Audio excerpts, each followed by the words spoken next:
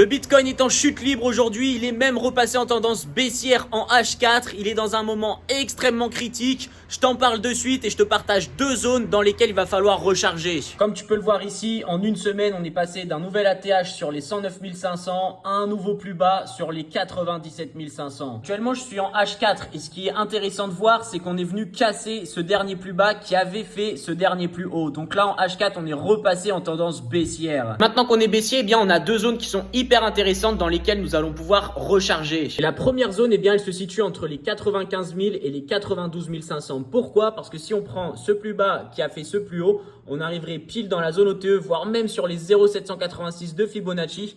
Et juste ici, nous avons de la fair value gap. Et si jamais il casse cette zone, et bien dans ce cas, il ira sûrement prendre ce plus bas sur lequel il y a énormément de liquidité et il pourrait chuter jusqu'au 84 000, 81 000. Dans cette zone, nous avons de la fair value gap et nous avons un order block. Mais je ne lui souhaite absolument pas de chuter jusqu'à cette deuxième zone. Bien au contraire, j'aimerais qu'on soit dans une AMD.